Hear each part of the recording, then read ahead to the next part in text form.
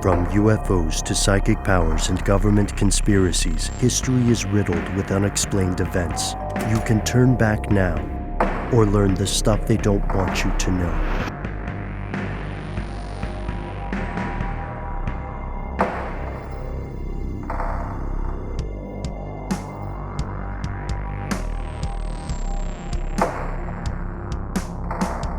Today we are going to learn about some things that are happening in medical schools. We are going to learn of possible catastrophic disruption, and we are going to return to one of my favorite weird hobby horses, the life and times of corvids. Shout out to you, California. You'll see what we mean in a second, but for now, maybe we start with airline travel. Now, Matt, you and I know that our good buddy Noel has been on the Flying the Friendly Skies more recently, I think, out of the three of us. Noel, let's see, you went to New York, I want to say? I went to New York just recently, yeah. And then before that, I had a quick trip to Paris. And that's right. That was probably the scariest one because I haven't traveled internationally since I was a small child, but also because of being on the plane for that extended period of time and having to mask up the whole time and just kind of not really being sure if you're going to get out of there without catching the bug. Yeah, unrelated to anything. Did they serve food on that flight? They did, and it was quite good. Okay. I was very surprised because I hadn't been on an international flight since I was a kid, and airplane food's come a long way. Let me tell you. Oh yeah, I had a great pasta dish. There's a great tip I heard is don't get the chicken. Yeah, I mean, to each their own, but I typically skip the chicken as well. The reason I'm bringing up this flight stuff is because you were quite fortunate to not have your flights canceled. Many people listening with us today have had their plans waylaid by cancellations due to short staffing, due to COVID. But it appears, thanks to a story that you're bringing us today, Matt, it appears that there's another plot twist on the way, and quite possibly, the word I'm hearing being thrown around a lot, Matt, is catastrophic. Sure. Yeah, that's what's in the headlines. This, unlike most of our other stories, did hit the headlines, every one of them. And this is another situation where I'm having a hard time discerning what conversations we've had on these mics and what conversations we've had just between ourselves, because I know we spoke a bit about 5G rollout, airplanes, and altimeters. I cannot recall exactly when that conversation occurred or whether it was recorded. It was probably recorded by somebody. But this is something that we've been talking about for a while, at least internally. And I'll just give you one headline that comes from CBS News. And I believe this was posted today. It was. Major airlines warn of, quote, catastrophic disruption to travel and shipping from 5G debut set by Verizon and at&t. Whoa. And this is, again, we've talked about it before. The major issue here is that with the 5G rollout within the United States, it uses a certain band of frequencies, a certain range of frequencies to communicate, send signals and receive signals via the 5G networks. And airplanes, especially ones that are operated out of the United States, use altimeters. It's a piece of equipment that allows the plane to know exactly how high up it is into the air. And it's especially helpful for taking off and landing, particularly landing. And it uses a frequency that is just on the other side, on the higher end of that band that 5G is going to use. And there's a small separation, what they call guard band, in between these two sets of frequencies, but it is not as large as many other countries, because several other countries are operating 5G at a lower frequency, or within a band of lower frequencies than the US is. And they're also operating 5G towers that are sending out weaker signals than the United States is going to be sending out. And the reason why this is a huge problem is because you've got on one side the FAA and airlines like American, Delta, all the others saying, hey, we're trying to figure out exactly how this rollout is going to affect us, and we need to make sure that all of our planes are going to be able to function when you roll this new technology out. And on the other side, you've got Verizon, at&t, and everybody who has interests within those companies and their the things that are going to be affected by having 5G across the United States saying, hey, you've known about this for like 2 years, maybe longer. Get your stuff together, FAA. And they're basically fighting to the point where the airlines sent a note directly to the White House that was urging the Biden administration to take immediate action on this whole thing, just to make sure that there wasn't some kind of, quote, catastrophic situation. And just to give you the kind of ranges here, there's a great article from BBC titled 5G Phones, How Serious is the Threat to U.S. Flights? It's got a great little graphic down here that shows the 5G networks within the U.S., the new C-band 5G networks, will operate between 3.7 and 3.98 gigahertz. This is kind of like the discussion we were having with microwaves the other day. Yeah. Then altimeters that airplanes use operate between 4.2 gigahertz and 4.4 gigahertz. So there is that separation band between 3.98 and 4.2.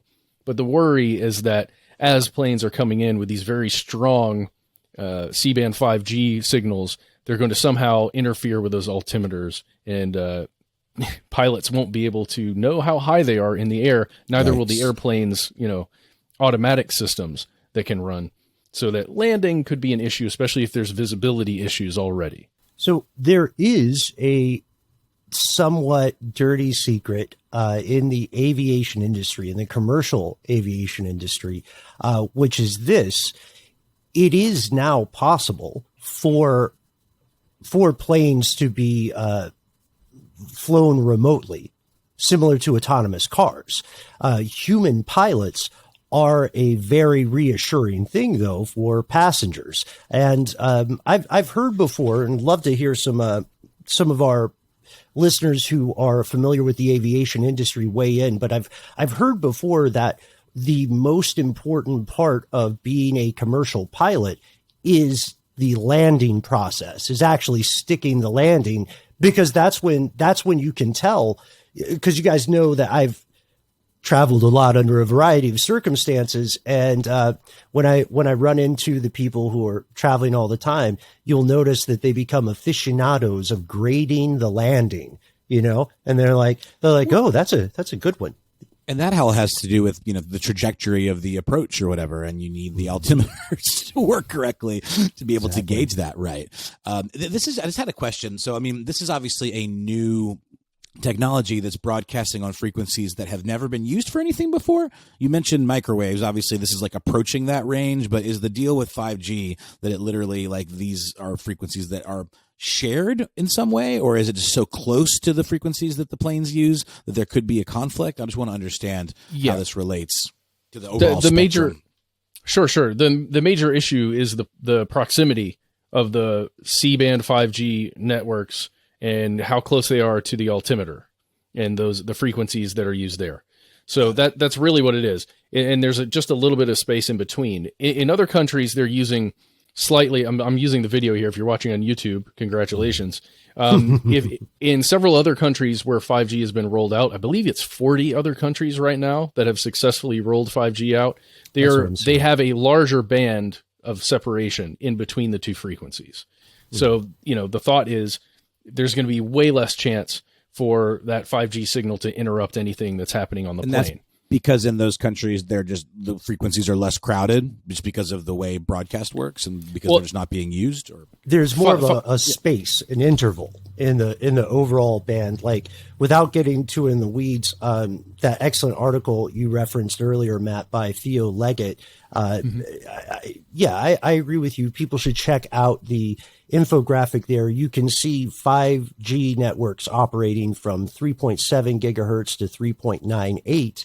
And then altimeters are starting at 4.2 gigahertz. So the concern is that interval, that sort of, call it almost like a fire break, or an airlock. Sure. And that part is important because when pilots are landing, and pilots are some of the hardest working people, when pilots are landing, they're not always landing in good weather. Sometimes the cloud cover is absolute and it's very close to the ground. So they have to use that radio altimeter to get some eyes on what's happening. It's not always a sunny day at the airport, as anyone can agree if you've ever been stuck in an airport. So what's the recourse here? I mean, is it just kind of like the FCC is going to have to step in some respect, right? Well, this has been going on for a long time, and the alert kind of just went up because the FAA, and all of these companies, mostly the executives of the airline companies, sent out this letter to the Biden administration. But yeah, there are other things that can be done. So one of the major changes to the rollout plan for AT&T and Verizon now is to have a buffer zone where 5G signals are not present within a 2-mile radius of certain airports. So certain runways, specifically the runways. And they've successfully been able to negotiate that as of right now, at least according to CNET. They just posted AT&T, Verizon adjust 5G plans around airports as carriers blast FAA over delays. And it's this buffer zone that they're creating, at least for the initial rollout. And it's not for every airport and every runway. It's specifically for ones that the FAA has identified as having a need for this. And that can be good because that's being deployed in other countries too, making a buffer zone around the airports and the runways themselves, just to make sure. Like in France. Yes, exactly. Question for you real quick, Matt. So like a lot of people know, when you are on a commercial airplane in the US and in many other countries, you will typically be asked to not operate your smartphone, right? During takeoff and during landing, but especially the emphasis seems often to be on takeoff. This sounds like the 5G C-band sounds like it is a newer iteration of an existing concern. And I understand, it's the way it was explained to me before, and maybe some of our pilot friends and airline staffers can weigh in here. The way it was explained to me before is sort of like how you're not supposed to have matches or lighters around a petrol station, a gas station, right? A gas pump, because gas is flammable, which is the reason internal combustion cars work. And even though the chances of a gas pump exploding are relatively low, like you're getting into final destination stuff, unless you're doing it on purpose, there's still a chance that something could go very wrong. So it sounds like cell phone signals already had the chance of interfering with plane systems on some level. And is the concern here that chance is exacerbated by 5G? Well, and also, I try to be a good citizen and turn my phone onto airplane mode. Maybe I don't always do it at the exact right second, but you got to imagine there's going to be people that just don't do it. And it's not like, flight attendants are walking around asking people to check their screens or whatever. So presumably, could people not going on airplane mode who have 5G connections make that even worse from within the flight? Guys, I don't have an answer to that question. I think the answer is probably yes. I mean, I just assume, like you said, Ben, if anything, there is potential for regular, 4G phone signals to mess with those kinds of systems, which I assume is the reason they have airplane mode in the first place. Yeah. So the important thing here is we're talking about the towers and specifically the high powered signals that they're emitting, right? Sending and receiving. So in this case, for this story, it's all about the towers and their proximity to where the planes are actually operating. But I mean, it is a good point. I just don't know, and somebody can take me to task on this. I don't know whether or not having an endpoint for that 5G signal as a cell phone, present on an airplane, picking up that high-powered 5G signal changes it or something. I don't know. That's what my dumb brain is picturing here in this scenario, but it could be entirely incorrect. But I just don't know. Yeah, I don't know either, but it's what I picture. But it's fascinating, and it's definitely something to be concerned about. Another thing to add to our list of 5G fears. Right. Right. So yeah, if you're vaccinated, are you fine or are you more vulnerable? Okay. You become like a tower. If you're vaccinated, you are the 5G tower. Be the tower. Walking around and don't even know it. Yeah. Be the tower. I think it was Gandhi who said that. You have to be the 5G you wish to see in the world. Okay. But yeah, this is important. This is an important thing, and it's something that maybe is easy for people to ignore because it gets into some technical weeds. But the thing that really stood out to me here, Matt, is that the U.S.-based organizations are explicitly saying this could cause fatalities because you're removing the eyes of the pilots, possibly. They're saying there's a potential for that if it just gets rolled out without having that buffer zone. But it looks as though, as we record this, that buffer zone is going to be in place, at least temporarily, as, you know, the FAA and the telecommunications companies kind of figured their thing out to make sure, you know, we, the public, can actually fly, hopefully. But the biggest thing here, by the way, the biggest concern is cargo ships. So it's not just American and all these other, you know, commercial airliners that are worried about this. It's UPS. It's people who ship massive amounts of packages every day, all day long. They're very much concerned about this as well. One last thing to throw in here. Another interesting technique that I found in a separate article was that some countries have found a way on certain flights to use GPS as the same function that an altimeter landing system would use. So you can just work around the need for that altimeter range of frequencies. It's another thing that could happen. Last thing I want to say before we get out of this, I do think it's important.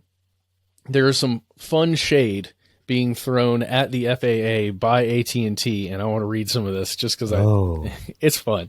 Yeah.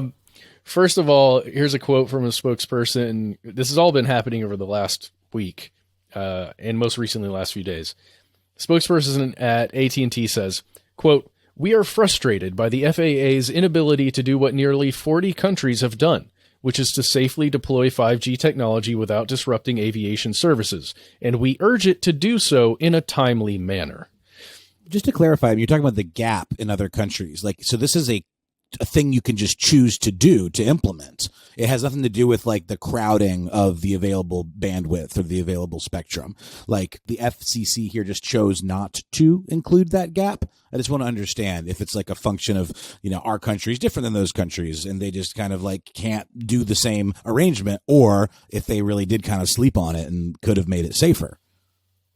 It's the need to have stronger signal at wider ranges within the U.S. It's probably a function to the number of clients, you know, the number of end users who are going to be using 5G on their devices. Mm-hmm. I don't know exactly. It's just the signal is stronger here and the band is wider here. It's closer. Yeah, that's sort of to the aviation. It's a function of infrastructure or the need for, you know, wider throw for the broadcast or whatever. And you can see for comparison in other countries. We mentioned France. Let's also mention the United Kingdom. Their version of the FAA, the CAA, Civilian Aviation Authority,